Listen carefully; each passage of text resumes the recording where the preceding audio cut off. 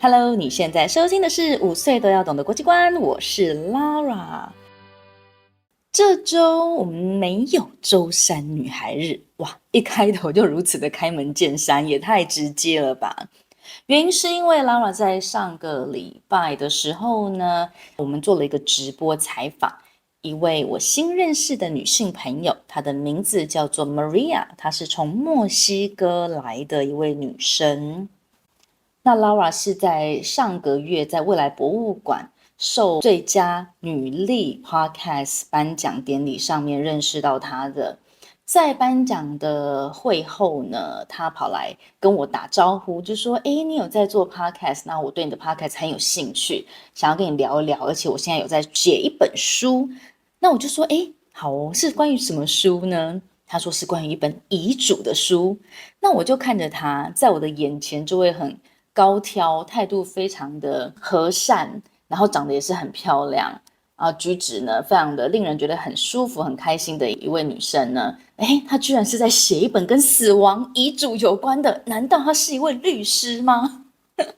所以那时候我就觉得还蛮好奇的。那在会后呢，我们就有联络。那我也了解到他说，天哪，他现在虽然在写书，可是过去8年呢，他是在阿联酋航空上面工作，他是一位空服员。在去年的10月呢，他才离开他的工作，然后开始自己变成了作者，然后也开始在经营他的频道。并且呢，他还是创业家，他居然就自己不会中文的情形之下呢，就飞到了广州，然后找很多的厂商去帮他做他的商品设计的生产。我就觉得这个女孩子的故事蛮有趣的，于是我就邀约采访她了。这次的采访呢，主要都是以英语为主要的沟通语言。那在采访的过程当中呢，我也有把每一段的一个总结呢，用中文把它总结出来。所以今天接下来呢，你会听到的，它是一个80%是英文，20%呢会是中文的采访。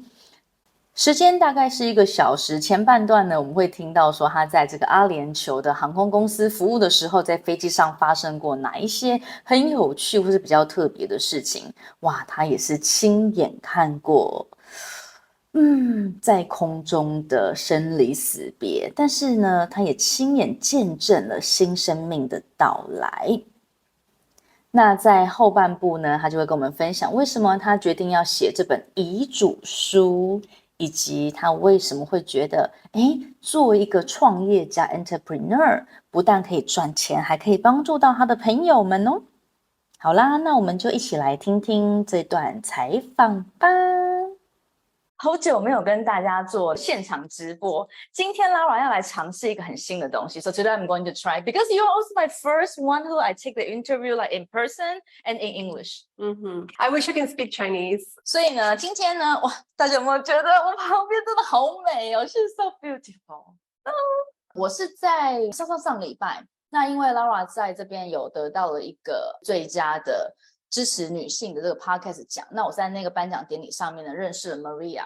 I'm just trying to say that how we met and when we met. Oh, yeah. So we met in the Bing Shi ceremony.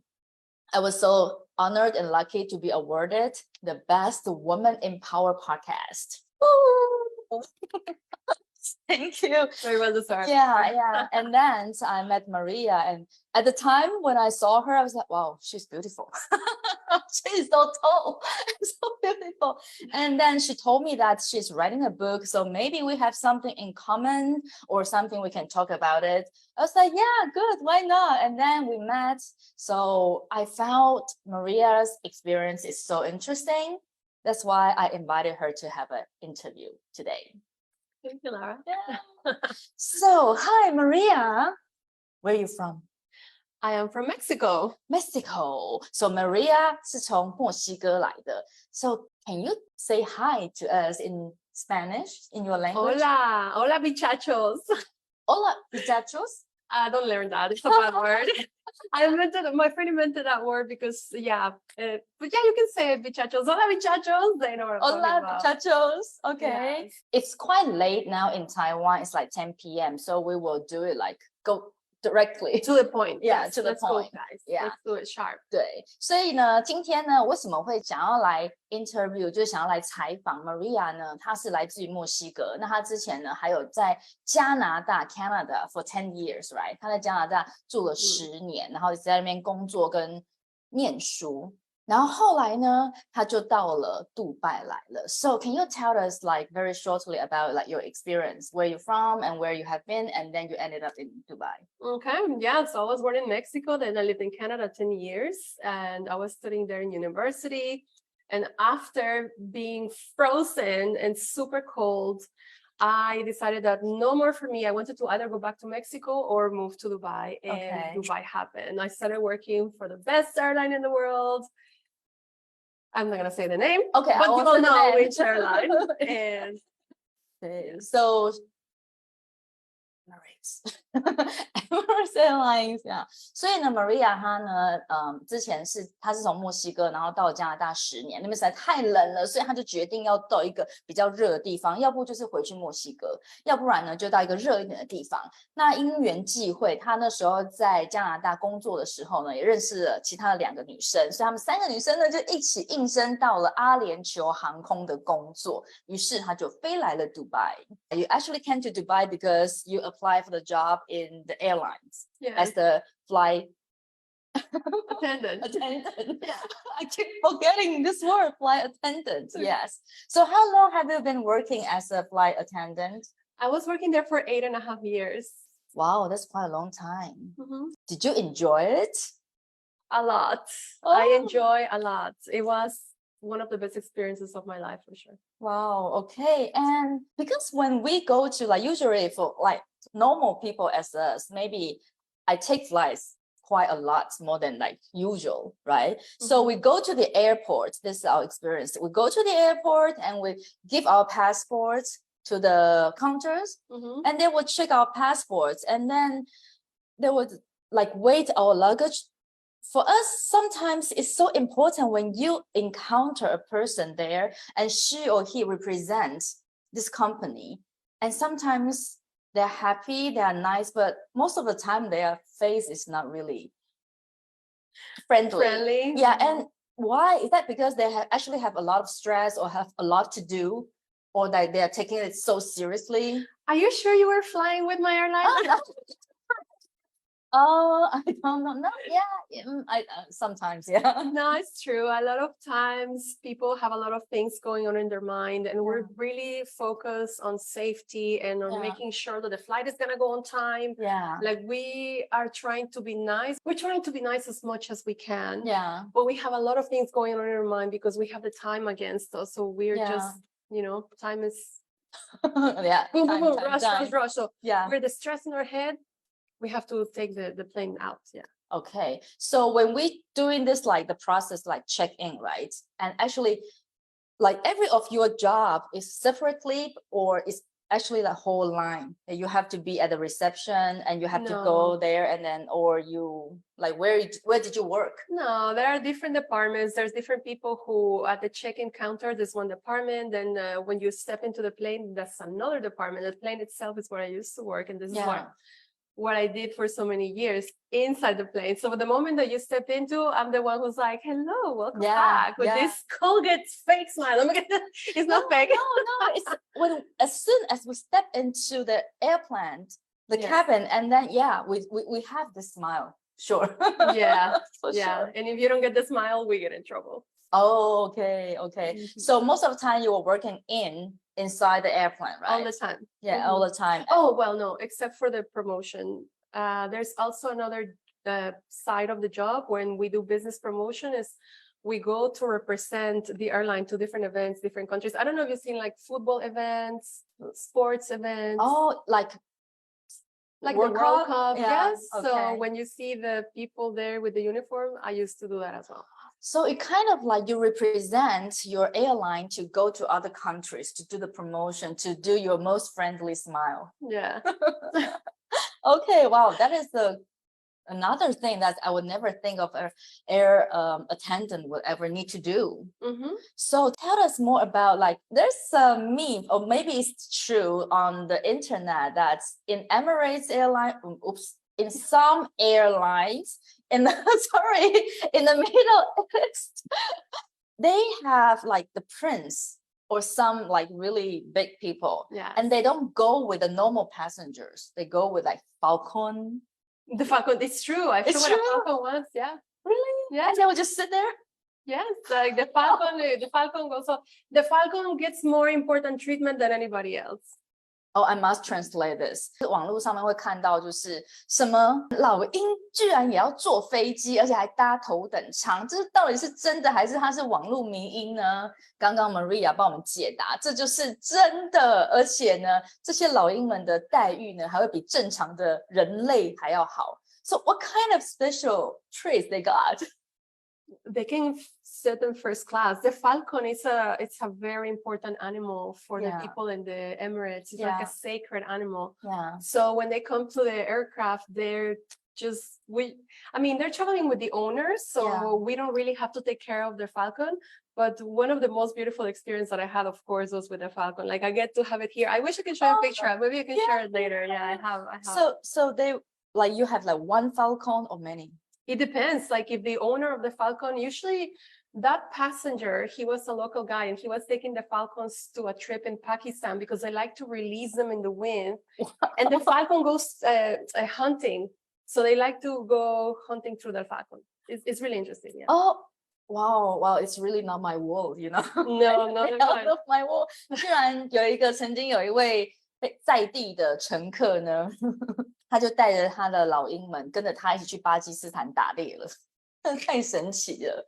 Wow, that's cool. So what kind of other passengers except human being you have ever encountered? Is there even lion? Yes, we carry animals when there's any special events, or horses when they're going for horse racing to another country, like when there's a tournament or something. We can get to carry horses. We carry, of course, dogs. Sometimes the dogs come in the cabin. If they're accompanying a person, especially to the US flights, those sectors have allowed for animals. And we carry all kinds of stuff. But besides normal people, we also carry sick people sometimes. Okay. Oh yeah, right. There's a space in the back for sick people, and maybe they need for the medical reasons, so they needed to travel, but they are not actually able to travel. Yeah. Exactly. So they have to travel with their doctors and their team. Wow. Oh, speaking of the patient, have you ever met some emergency on the plane? Many. Really? Like somebody just fainted or throw up or, More than that. Really? Mm-hmm. And do you remember, like, can you recall any one of the most like tension or moment? Yeah, I can remember. The most shocking moment was when I saw a passenger dead. Wow.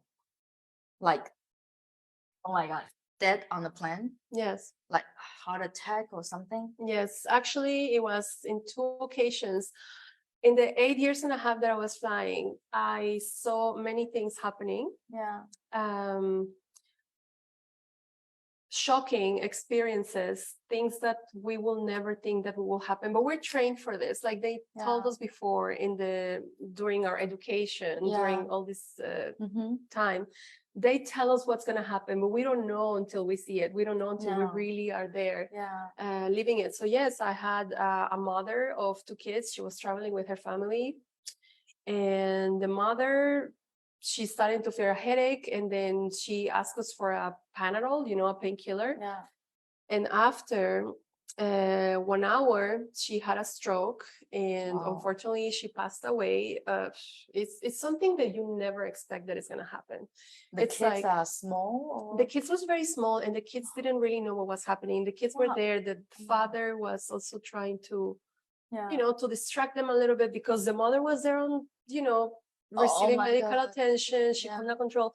A stroke is, in your mind, in your brain, the nerves are not reacting properly. I don't know the exact medical definition, but it's like she could not control herself anymore. Her body started to ache. Many things started to happen in her body. And then even if there's professionals on board, there's nothing that we really can do, because this is a human that's true. thing. it happens. And yeah, that's one of the things. Another occasion as well happened, but yes, we get to see.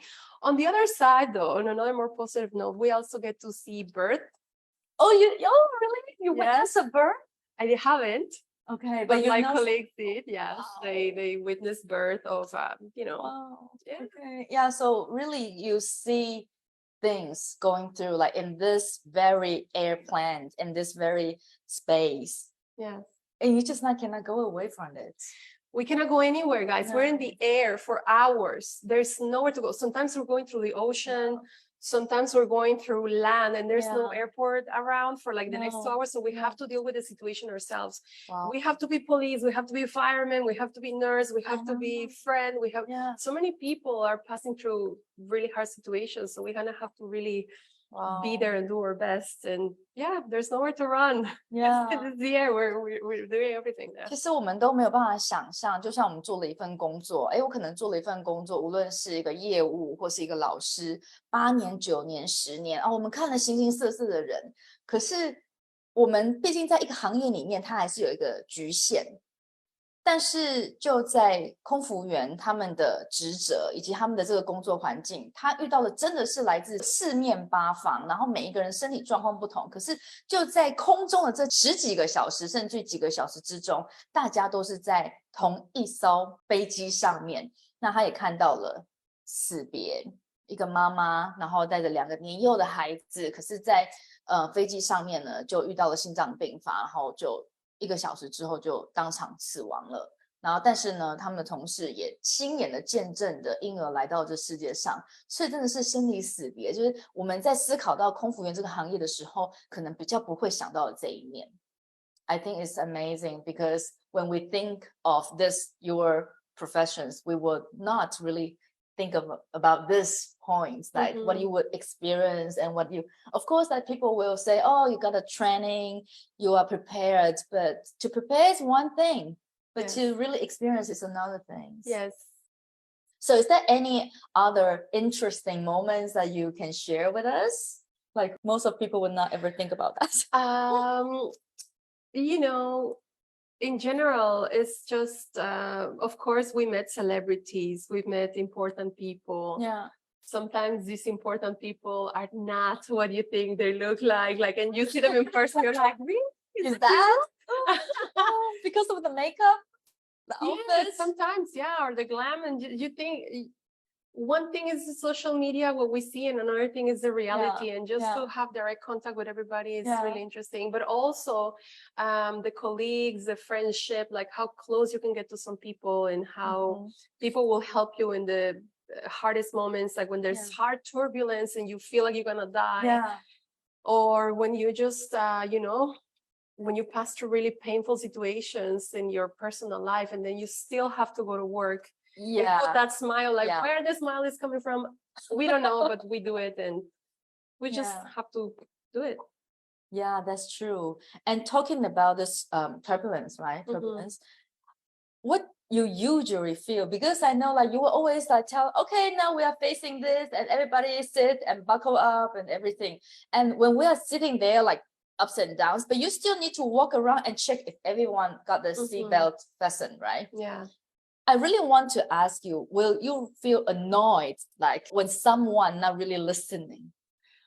Of course, because in the end of the day, it's our responsibility. We have the uniform that the others are safe. So if you're traveling and you see a flight attendant telling you about your seatbelt, it's not because she wants to annoy you. It's because she wants you to survive in case the freaking plane goes down and then you fly in the air. Because what we need to understand is if the plane is going like this and then there's turbulence, the plane is going like this, but sometimes you never know, it can go like that. And what happens when something goes down? You jump, right? Yeah. Right. So that's what happens in the turbulence. That's why you have to have your seatbelt fastened. Like if the plane jumps, then you might be screwed. Your neck is gonna hurt the ceiling, and then you cannot walk, and we don't want to get there, right? No, we don't want. Yeah, so it's really important to fasten your seatbelt. In other words, if the seatbelt, just do it. Just do it. Okay, and so what else? What else is you remember that is so interesting? Oh, I have a question to ask. Lately, this issue is so big in Taiwan, but I think it's worldwide about the sexual harassment. 对，我很想要问问看他，因为其实我们大家对于空服员的印象都是他们很漂亮啊，然后身材很好，所以大家都对空服员会有一些某一些不实际的幻想。然后呢，正常的人其实就是也不会怎么样，就是欣赏他们。可是我觉得应该还是有一些比较容易出现到被骚扰的情形，所以我想要来问问看 Maria 他们被骚扰。Yeah, I would like to ask you because for me, like you're very beautiful, right? And I think a lot of people have this idea about it, like you're working on the air. So there's some case maybe people will not only have just appreciation on you, but maybe they will do some not nice things. Have you ever encountered that? Thank God that did not happen to me because I'm from Mexico. So as soon as they see my face, they're scared. No, no, actually, no. We cannot control when that happened. Yeah. Yes, there are people who try to harass others. I witnessed a passenger harassing another passenger.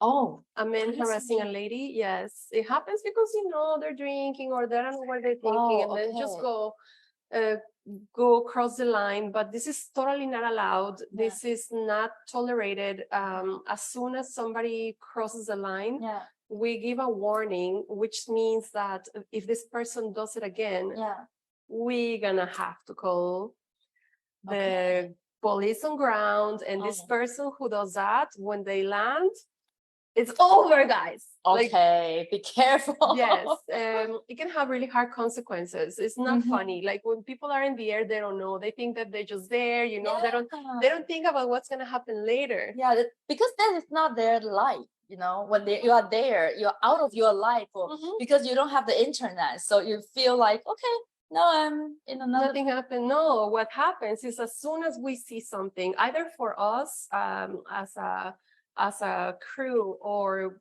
if a passenger attacks another one, or if there's any sort of harassment or disrespect, we communicate immediately. We inform the captain, and the captain is going to inform the ground staff, and the ground staff is going to inform police. Like it's just going to expand. So it's not good for you to be sneaky on the plane, because it's going to have really bad consequences. So you will actually observe if there's something weird. We're observing all the time, because our priority is that people are safe. And this involves not only the safety of the environment and the seatbelt, but also that nobody's disturbing you. We have to make sure that children are protected. We have measures for everything. Everybody should be protected. Okay. 所以其实我之前可能常常会想到，就是说在飞机上对空服员的一些毛手毛脚，但是原来就是还有乘客对其他的乘客有可能也会做出一些越矩的行为。那这样子，只要被他们发现，警告不听之后，就会通知地上的警察。当降落的时候呢，就把人抓走，就拜拜了。Before I was only thinking about like the passenger to the cabin crews, but I didn't think about the passenger could do also to the passengers. Yeah. But what everything happens. But what if they do to the cabin crews? And will you like react at the first time, or what's the usually how you do it? We should assess the level of danger. If we see that something is very dangerous, we're gonna take further measures. If it's just like something light, then we just give a warning, and we try to keep the situation down. We never look to escalate it. All the opposite. We try to calm the person down. But if not, we're gonna have to really that's go true. with the law and with the training, and that's true. And how about you share me some pictures? I found it very cute, so we can also share with everyone, like bananas. I remember there's a picture about bananas. Let me find the pictures. This one is so cute. Let me show everyone here. Here. 大家可以看得到吗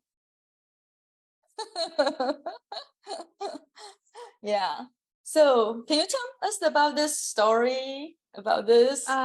We just had lots of banana. I think mostly a US flight where everybody's really, really hungry. And we need to have like extra bananas. This should have been from the US to here. We just keep bananas. People love bananas. Everybody eats a banana. If you put a fruit basket with an apple, an orange, and a banana, people take the banana. I think I never had any banana whenever I fly. Really? Really? 你们有人在飞机上吃过香蕉吗 ？Banana 有吗？Anyone raise your hand? I have the fruits place. There are apples, grapefruit, Yeah. grapes, orange. That's all. Yeah. No banana. That's okay. We give banana sometimes. That is so cute. And you sure we can show this one? Sure, why not? Oh, this one. Let's show it. 这张照片呢，真的是非常的有趣。See，啊，有反光的效果，有反光啊！它居然爬到了我们的那个舱上面去了，行李舱上面去了。So, well, luckily, like you left. Otherwise, this could make you be fired. If I was doing this by the time that I was still working with the airline, Yeah. goodbye, Maria Azul. Ciao. Yeah, Oh, ciao. but I did it on my last day. Oh, your last day. Okay. Yeah. So this, like, you want to show that it's actually very firm. It's very strong, guys. This proves that the compartment for your bags is really, really strong. Yeah, and how you even go up. Wow. I needed the help of my colleagues. They helped me to jump Wow. there. I mean, this is like a little tradition that we have when we have our last day Your for tr- signing. so it's like in your airline or like in general, a lot of people. Probably in general. I'm not sure of other airlines. I would like to know if anybody's watching from other airlines. Can you tell us if you do the same thing to go in the hot drug? 对，哎，我们有没有人也是在航空公司里面工作的，就是做空勤的？可以告诉我们，通常说呢，在最后一天要离职的前一天，就有这样子的一种传统，就是要把自己塞到那个行李箱上面嘛，那要够瘦才行啊。Okay, how about this one? I think you want to tell us about the story of the rainbows, right? Yeah, sometimes just have to follow the life signs. So this particular picture was really interesting because it was exactly my last flight. Oh, yes. And- Wow. And that rainbow So- was coming from the window, and the Nice. rainbow lasted for a whole hour. And we were like collecting blankets, we wanted to land, and I was just enjoying the moment so much because, like, a rainbow is cute, but a rainbow for an hour was really, really special. Yeah. So it's- that for was an like a hour. sign that, like, everything is gonna be okay. So I feel happy. Wow, that's really nice because I don't even realize that you can see the rainbow on the plane. Yeah. Well, I got the rainbow. 哇哦，在飞机上面看到彩虹，我觉得已经是非常难得了。然后就是在他就职的最后一天，我觉得，然后又这个彩虹居然又持续了1个多小时，所以这真的是一个非常好的象征。So talking about this, I think this rainbow actually brings you to another stage of your life. Yes. And which also interests me a lot that you were working in a very nice, decent company and you were doing in the business class. Like, I mean, I think your job is quite nice one Yes. and the pay should be also nice. But you quit last year all of a sudden and you became an author. You have your book. Oh, and you became an entrepreneur. Yes. So how did this happen? Why you want to quit your job? Why? Yeah, that's the question of the $1 million question. How and why do you quit your job Yeah, if you love yeah. it so much? Yeah. Usually people quit their job because they don't like it or they get another job that is better or etc. Yeah. But in my case, I always had this something inside of me that wanted to do something meaningful, something with impact Yeah. to the world and to other people. I always Yeah. wanted to help, not only by giving you the chicken and by smiling, but also And banana? banana. I wanted to really make an impact because I've been all over the world. I've met numbers of people. I've seen lots of experiences, and I'm like, what am I doing with all this knowledge? What am I doing with all these experiences? I have to put it out. Yeah. I have to take it out of me. And then sometimes I speak to friends or I see people and they feel depressed or they feel discouraged Yeah. or they feel like something is missing. And I have the answer, but I don't know how to put it out there to more people. I feel like a lot of people need this knowledge. It's not only my knowledge, but it's also knowledge that I've got from other people, from lots of business books, from lots of places. And now it's like it was accumulating for so many years. So at certain point, I was like, I have to do something with my life, and I have to do something with this. If I don't do anything, what's the meaning? Like, what's the point? I think that is sometimes it just, the timing just came, but you don't just time just not just came for 1 second. Actually, before this, it has been some times already, like in your mind, and you see so many things, and you have some thoughts, and you keep it in your mind. You never forget about it. Even though every day, every time after your shift, you feel so tired, like physically and mentally, but you still remember there's something inside you want to have something different. And I really like the thing that you want to do something which like impact.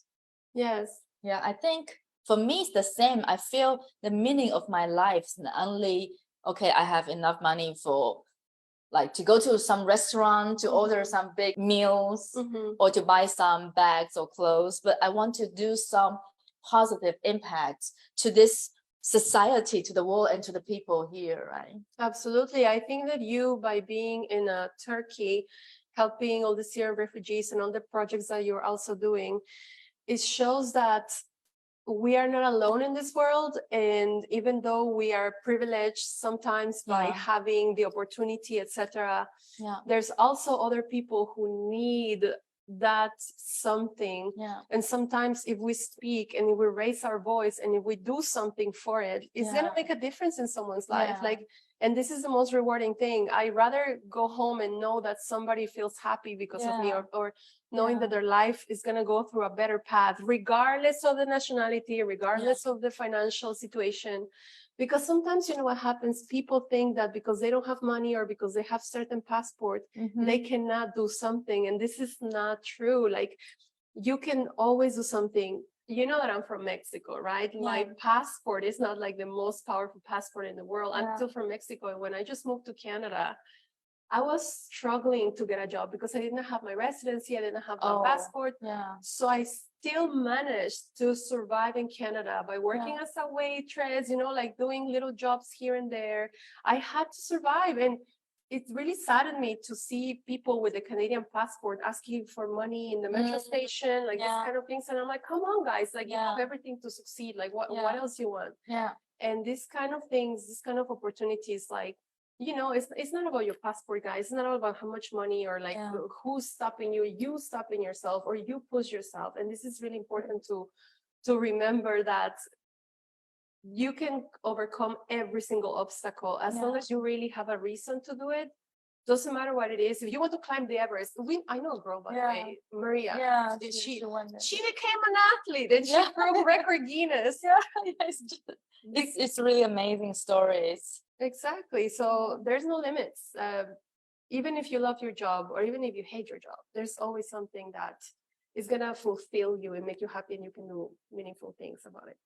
You know what you just said is really touching me, because people tend to find themselves too many excuses. Oh, I cannot do this. I don't have the chance. Oh, I don't know. It's too risky. Yes. So you can lay down there, just like you say, with a very powerful passport and with a very welfare country, but people still can be lazy. And they still can find themselves excuses like, okay, I will just lay down, you know, doing nothing. But with some people who don't have so much like luxuries or so much, even not talking about luxuries, but talking about the basics. The basics. And they will just say, oh, that's fine. It's okay. And we don't have this, but we will try.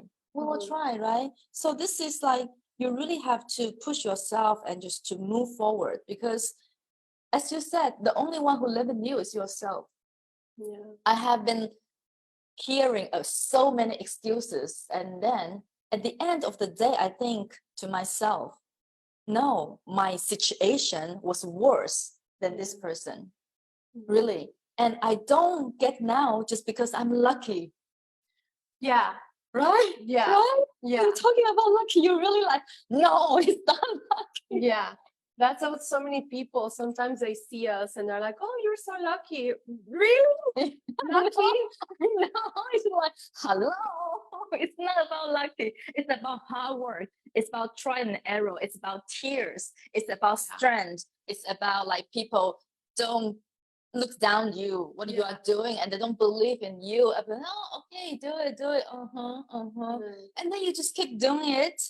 And then some days, after years, and maybe you achieve something, they will just say, yeah, you're really so lucky. Hello. Behind the luck and behind the results that you see, Yeah. there's a lot of work, there's a lot of struggle, there's a lot of pushing ourselves, there's a lot of people that we have to fight against. Yeah.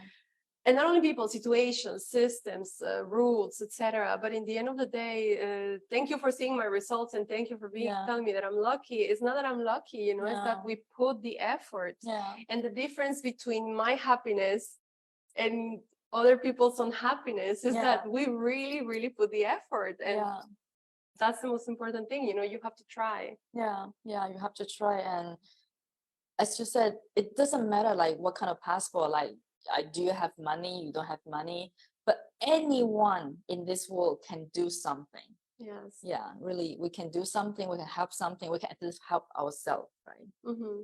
And so last year you decided to make some impact. That's why you quit. And then you became an author, you became to write a book. Yes. Can you tell us about your book? Okay, guys, this is called The Will Book. It will be released really soon. My editor is working on it, on the final details. You know, we're polishing the diamond. This book is going to allow everyone in the world, doesn't matter how much money they have or not, it's going to allow them to write their will and to tell. 遗嘱. 去讲遗嘱. 遗嘱 is the will. 遗嘱. Yes. 遗嘱.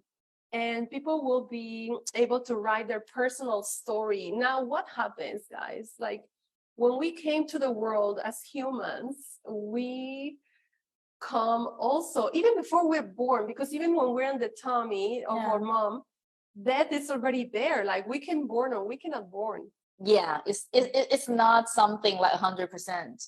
No, exactly. No. So death comes from before we're even born. We can die before being born. Yeah, that's true. So nothing is guaranteed. Like you're not guaranteed a house, you're not guaranteed a car, you're not guaranteed a love life, you're not nothing. The only thing that's for sure that is gonna come sooner or later is the death. Now, the thing is that people are scared to talk about it. No. They think that it's scary, that we should not talk about it. It's sad.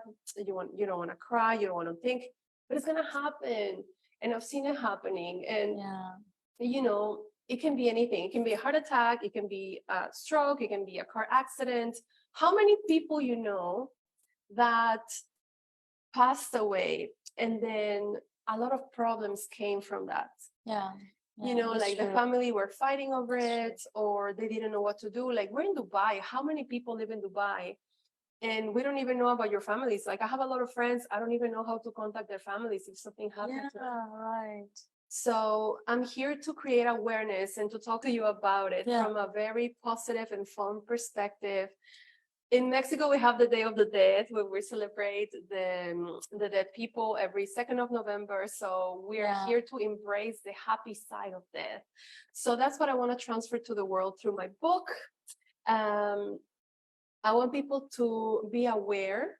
And by being aware, I mean for people to be organized as a consequence. So when you're organized, also you're going to avoid so many problems, such as people stealing your things, because believe it or not, I just saw in the news, like this nurse, she took the credit card of the recent dead patient to go buy herself. Really? Yeah, it happens. I know like family members, they do fight over the properties or the money that their parents or whatever left for them. But I didn't even imagine that someone maybe don't know each other, but just at the last journey of this that person, the one who's next to this person, and just took the credit card. Oh yeah. You never know the reasons or the intentions behind anybody. Wow. Okay. So in this book, I have, you will find 2 sections. Like the book itself, what is the theory. Well, I'm gonna show you. Yeah. I designed every page different. It's very cute. I saw that. It's really cute. I made all the drawings myself. It's like I love Wow. designing, so I Wow. put everything there. So you have this section for the information, for the awareness, and for fun facts, Yeah. for how to discuss your will with your loved ones, how to overcome the griefs. Like I spoke about everything that you wanted to know. A lot of people ask me lots of questions, so everything is here in this book in this section. And also there's a journal side where you can write your own will. All the questions from the legal wills, you can find them here. All of them. I think it's super cool idea. And also there's a section to write your own story. So this book can be a gift for future generations because, for example, I wanted to know who was my grandpa. Yeah. I never met him. I was a baby when he passed away and I have no clue who he was. I don't know. He never told me anything. Yeah. And they only say a few stories about him. So I don't know what happened to him. So if he wrote this, and if I knew what he wanted to say, I would love it, you know? So I'm thinking about the future generations to have a present from us to them.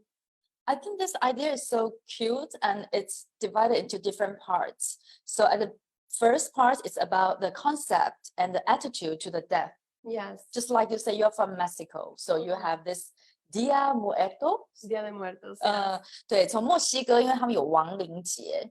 亡灵节是墨西哥人很特殊的一个节日，他们对于死亡的态度呢，其实不会像是我们这种很沉重悲伤的，他们其实是一个比较能够平静的，甚至于呢，希望是用快乐的气氛来度过这些纪念祖先或纪念死去的亲朋好友的日子。I think this is the tradition from the Mexico also is the very important concept and the spirit why you started this book, right? Because maybe we as people from Asia were very maybe some, but mostly not likely to start a book like this because our attitude to the dead is like far away. Like we don't talk about it. It's a taboo. Something related to the dead is never nice.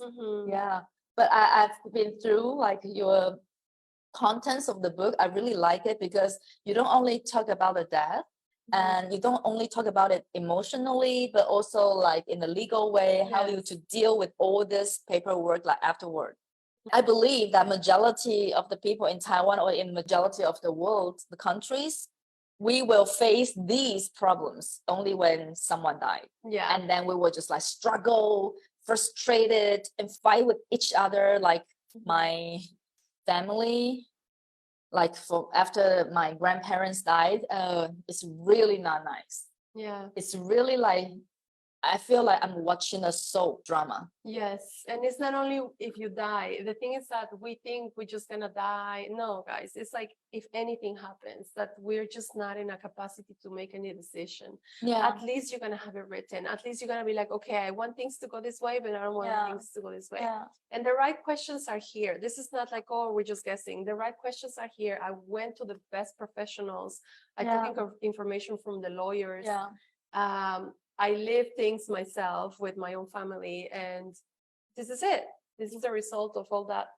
Yeah, I really love the concept of this book. I hope someday soon it will be in Chinese. Yeah.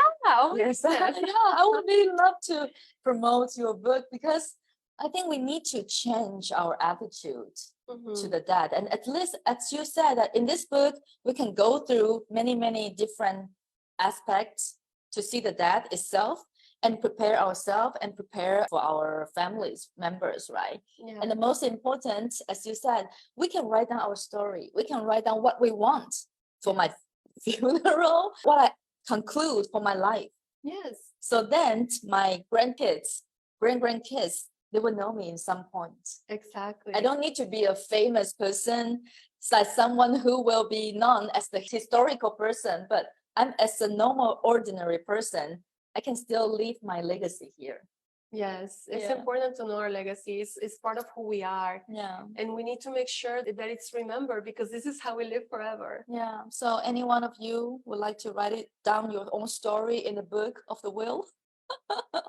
You can try it, definitely. It's going to be available soon on Amazon.com. And also we're going to launch the book this year to be available all over the world. That's really cool. I really wish you like, how you say, big sales of this book, and everybody should know about this. Yeah, so I'm going to do some conclusion in Chinese about this book. Okay. 对，当我第一次听到 Maria 她跟我说她在写一本书的时候，她就跟我说她在写一本关于遗嘱的书。然后第一次见面的时候，其实我也不是很清楚说这到底遗嘱书在讲什么。直到我们坐下来好好的聊了之后呢，她才跟我讲，她也没有讲得很清楚。但后来她就给我看了她的书的一些大纲跟一些部分的内容，然后我才发现哦。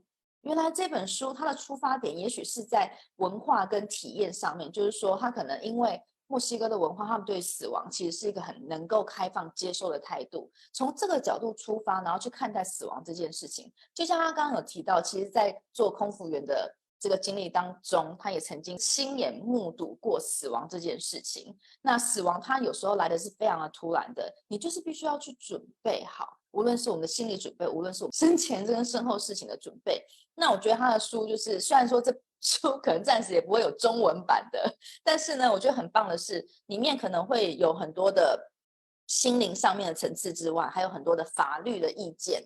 哦，那你要写遗嘱，你应该要怎么写？你要到银行，还是你要把它放在保险箱？你要哪一些见证人？我觉得他都写的好清楚哦，所以于情于法呢，这本书都好重要。最重要还可以写下自己的遗愿，然后写下自己过去的一生的丰功伟业。你不需要当一个作者，你也不需要当一个历史名人，也可以把你的故事留给你的下一代。我觉得这本书真的是还蛮有趣的，而且由他这样子的一个从空姐出来，然后变成写一个遗嘱型书的作者，我觉得这中间的落差其实是蛮大，然后就很有趣这样子。之后可以在 Amazon 上面 ，so if you are interested in later, you can buy it from Amazon.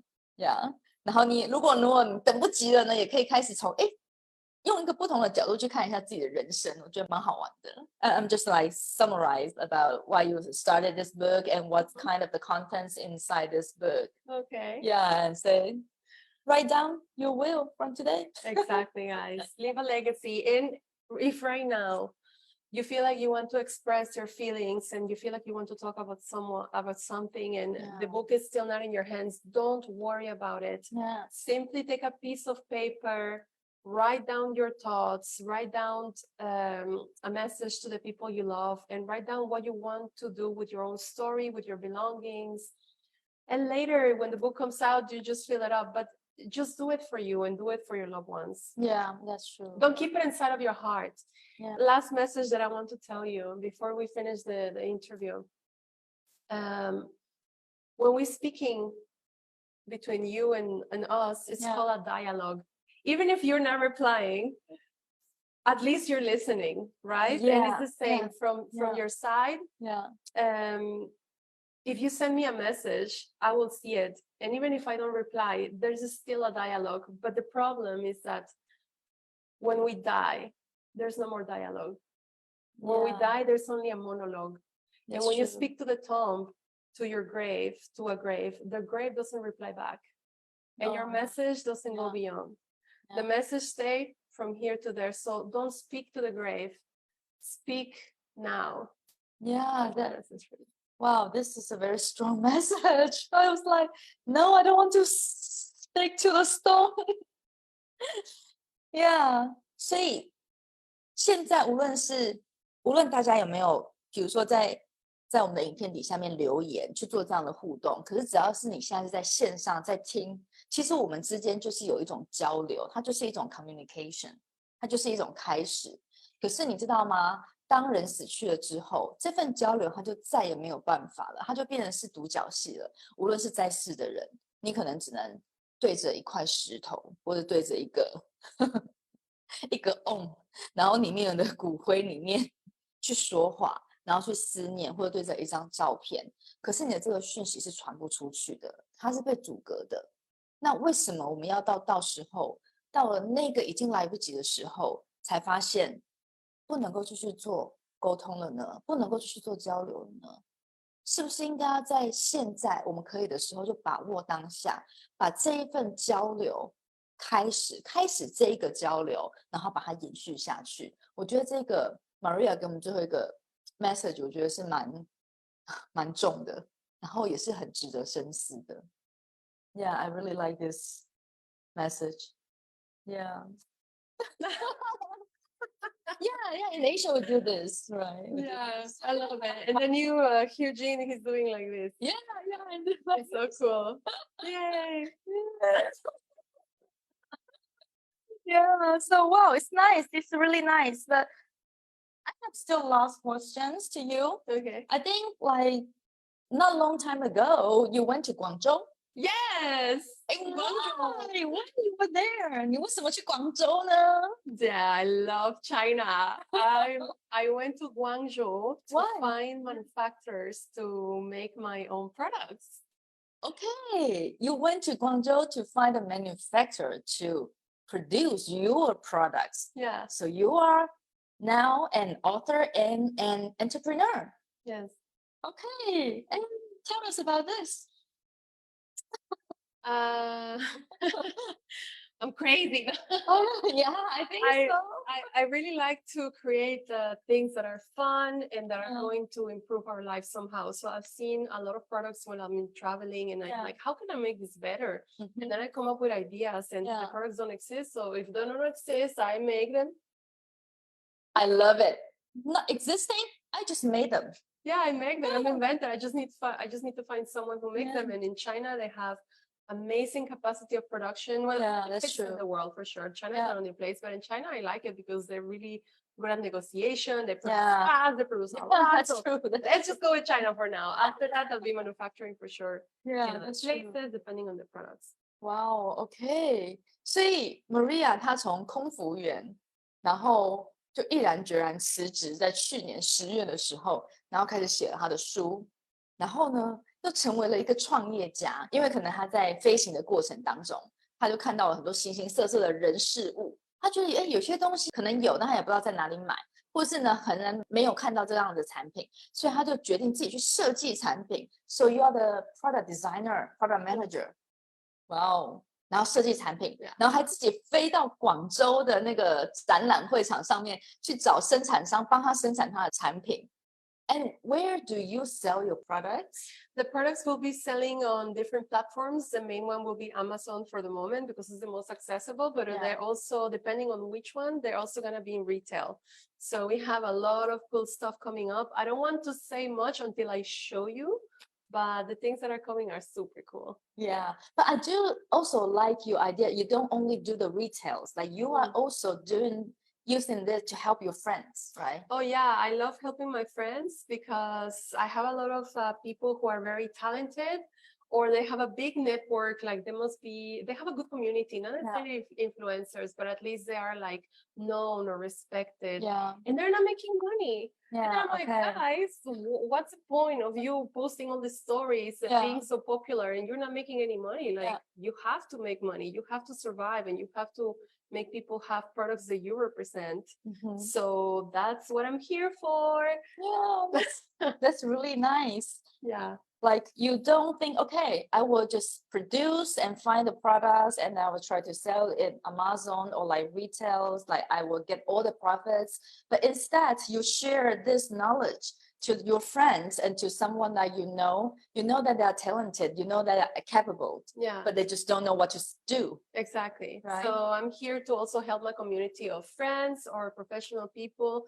And also very important to mention, our products is not only for fun or not only for a profit. Our products are to really make an impact and to make a difference and to make you feel comfortable. And once we see the products, you're gonna see exactly what it's about. But also we give a very important percentage of all the profits to projects related to, I don't know if I should say charity, but I would say we donate money to projects that will have education purposes that will really have an impact in people that need it. Because come on, guys, we have everything. We have water, we can have a bed to sleep, we have food, we have access to this media to speak. But there's many people out there who don't even know how to do it. So probably what they need is not money, but they need education. So they need books, they need so many things. And to know exactly what they need, this is why we have people like you who go directly first contact with them to observe what is exactly what is needed.